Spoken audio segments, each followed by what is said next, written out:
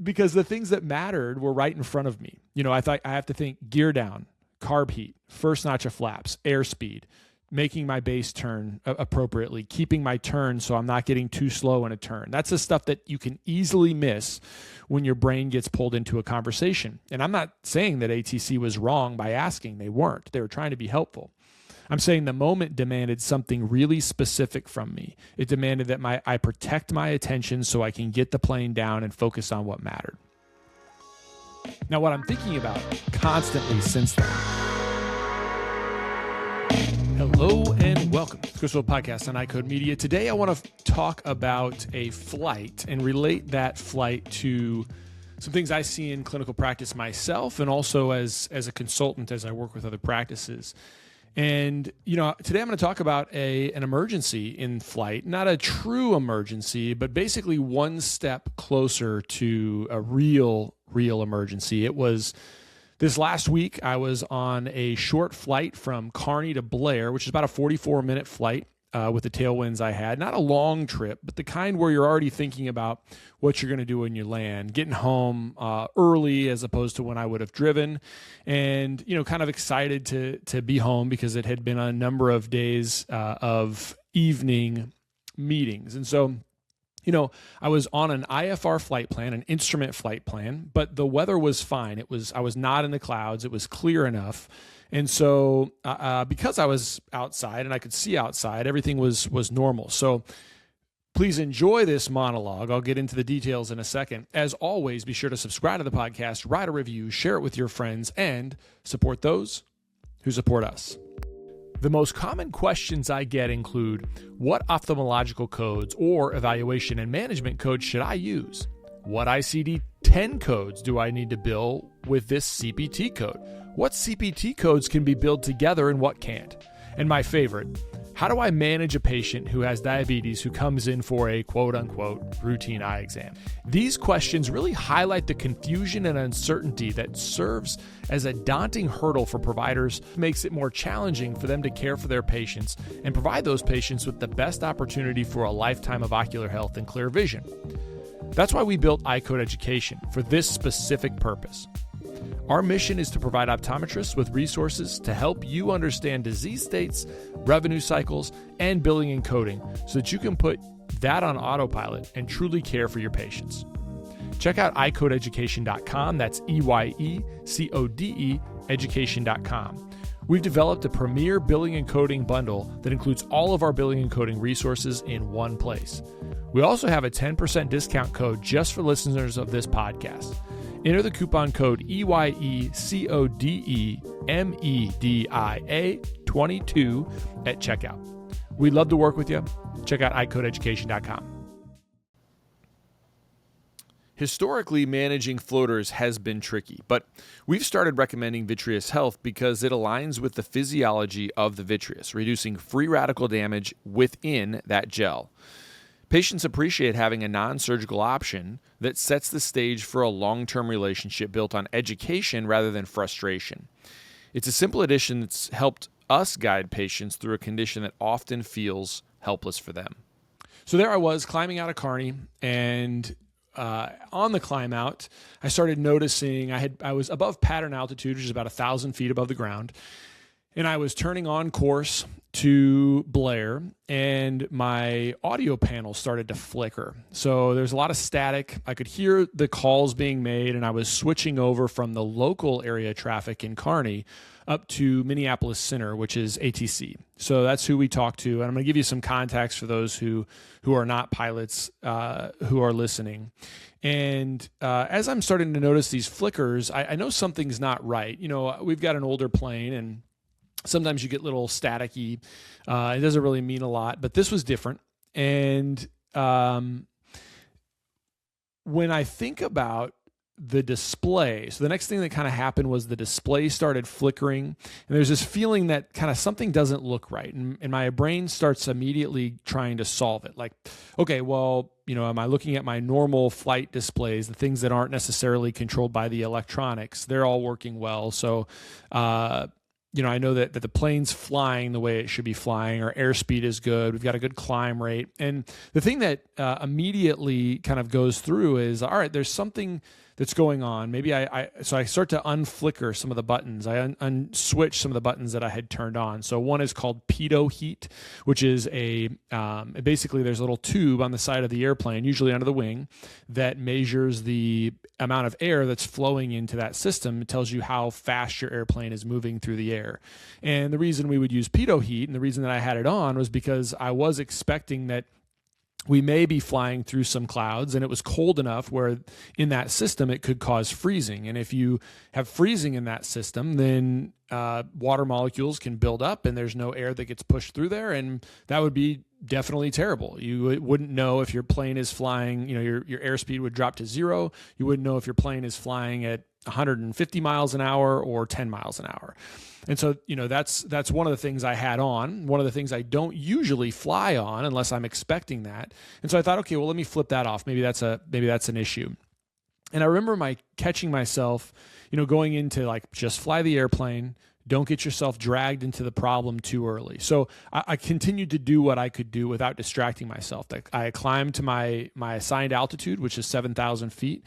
And once I was stable, I started working through more of those issues. So I toggled off the radio on and off. I checked the fuses. I unplugged headsets. I turned off non-essential electronic things in the airplane. And I shut off I left the pitot heat off because I wasn't in the clouds and I didn't want to waste anything.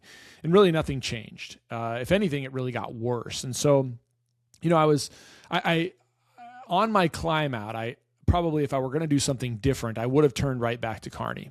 You'll see that as this story goes on, I would have avoided some of the temptation or to continue to press on. If I could have avoided that earlier, I could have made the landing scenario a lot easier.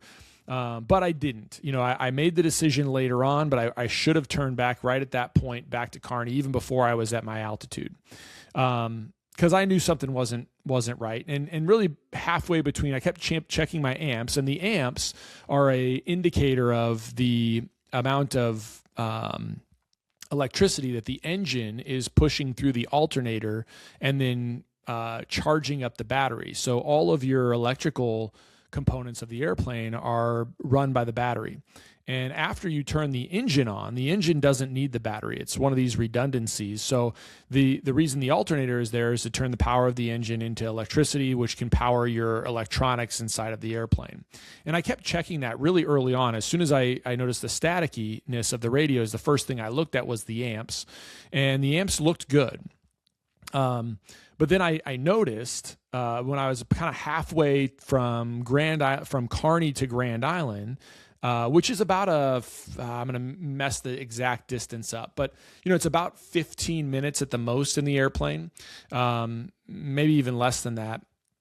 And so it's probably 30 to 40 miles from each other. And so I noticed my amps were at 0. And if you've ever had that moment where you realize it's not just an annoying glitch, it's a system, the whole mindset shifts. And now, because it's not troubleshooting for comfort, we're really troubleshooting with a clock.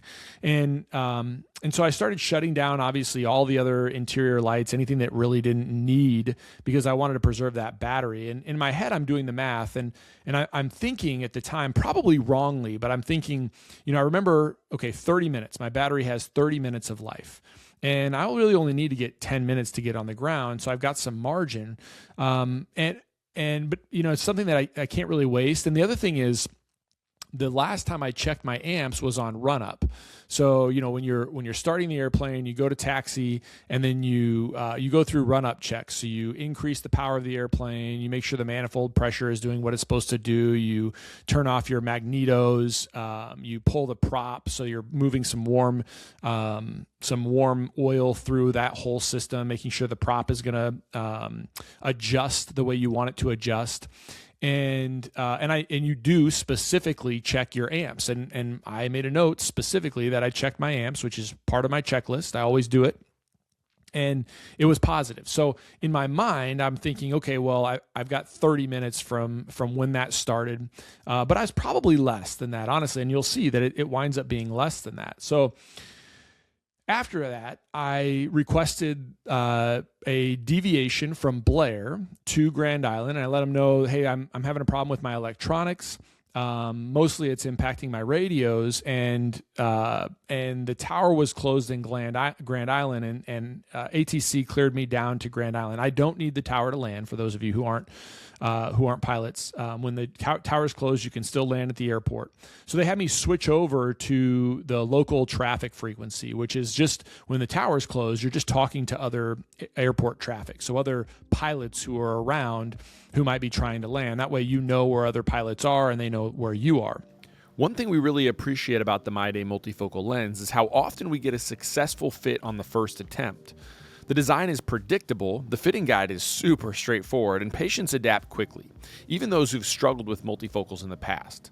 So in my practice, reducing chair time and improving outcomes go hand in hand. And this lens helps both of those things happen for our patients. Check it out for yourself, MyDay multifocal. If you're ready to stop feeling overwhelmed and start running a safer, more profitable practice, here's the next step. First, book a strategy call with us, Practice Performance Partners.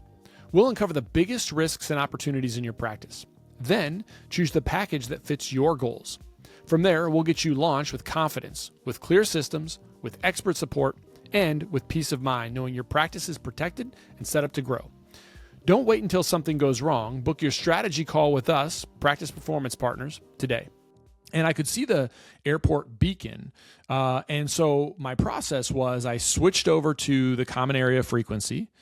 I announced myself, and I said something about being 12 miles to the southwest of Grand Island. And I'm going to enter a left downwind on runway 17. I was going to cross over midfield, enter a left downwind on 17. So I'm telling other area traffic that what my plans were. The next thing I did without even really thinking about it, it's just one of these automated systems, was if you flick your microphone, so your push to talk button, it's the microphone that allows you to talk on the radios. If you push that button 5 times, and you just kind of click it until you see the runway lights come on, you'll turn runway lights on. So at nighttime, when it's totally dark and there's not a tower, or there's not a tower that's open, you can turn on runway lights.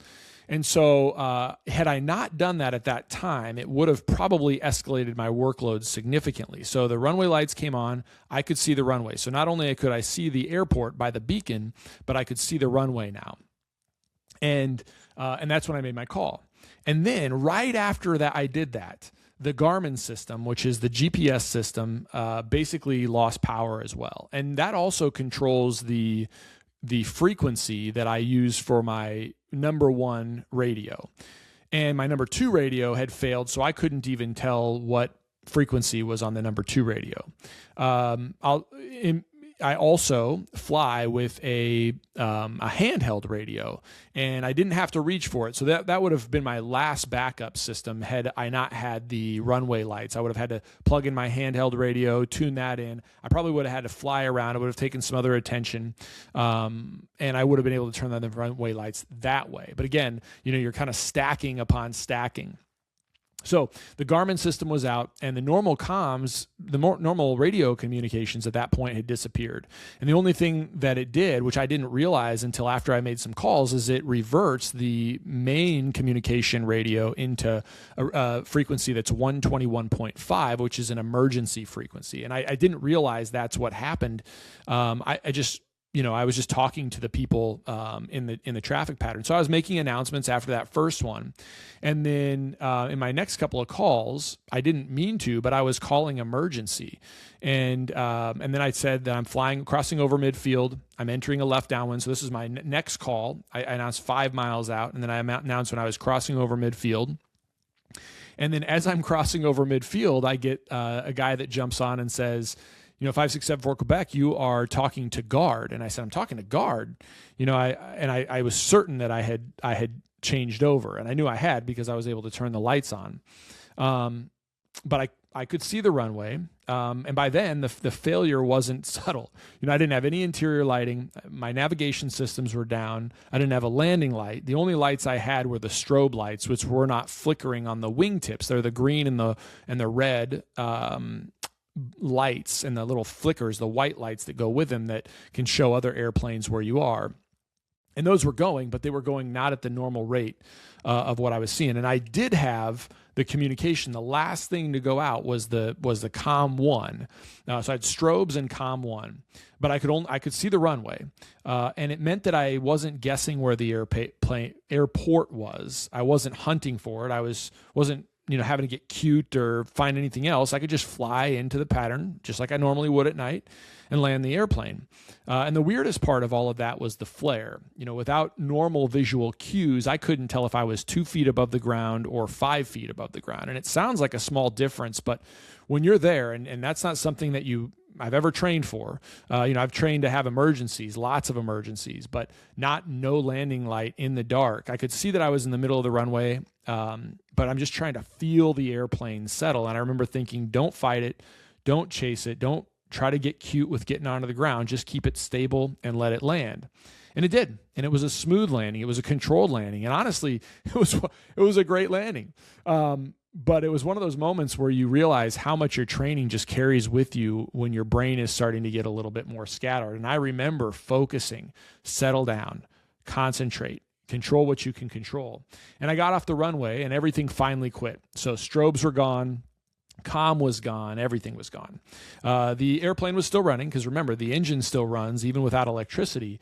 But it's weird. It's really weird. And so, I kind of exhaled. I called to cancel my IFR. So they're still protecting that space for me because I was on an IFR flight plan.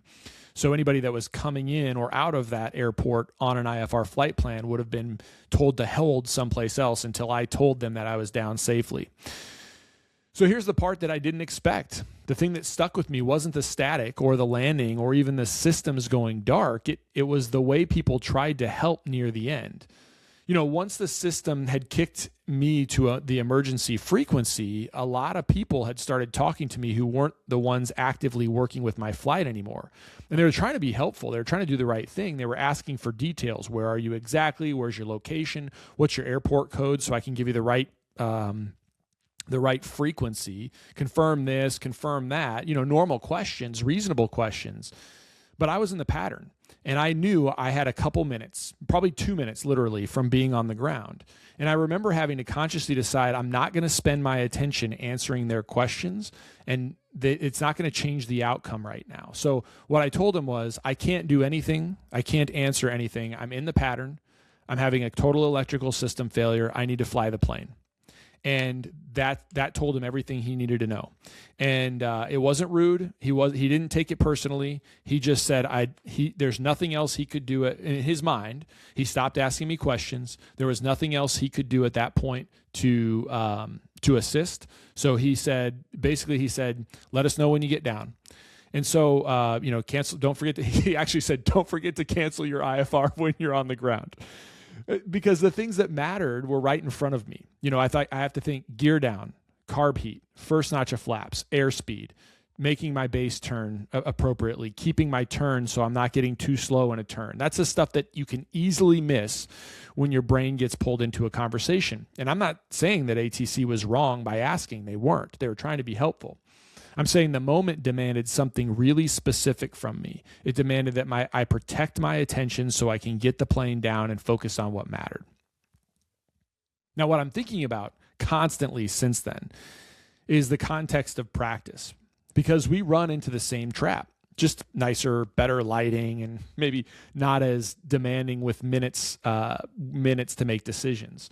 But, a patient comes in late, or they call and they're upset and they want to be seen right away, or we've got a schedule that's already packed, and then somebody urgent drops in, or an emergency comes into your practice. And I know a lot of practices that, when their schedule's full of comprehensive exams, they will shift their call over to call centers, or they won't take call out after hours. They'll shift them to somebody else.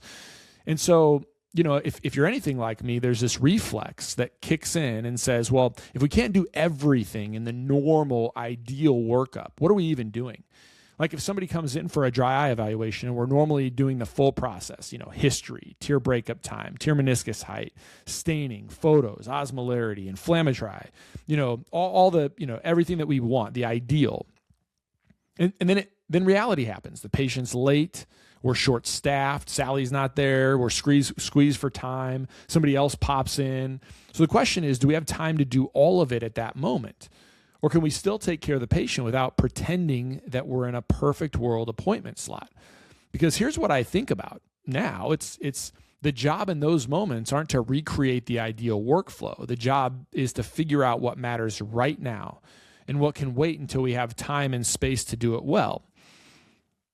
That might mean do the parts of the exam that keep us from missing something serious. Make sure we're not ignoring red flags. A patient comes in with a red eye that we know is probably due to ocular surface, inflammation secondary to meibomian gland dysfunction, but we can treat them now. We decide we can safely start today to get them uncomfortable. We don't have to get meibography. We don't have to get tear meniscus height and et cetera, et cetera. We can just help the patient feel better now.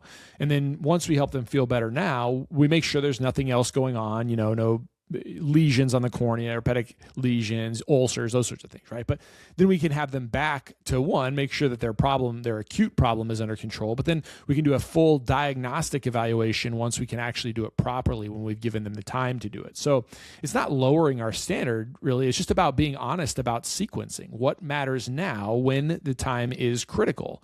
And it's the same thing as the airplane.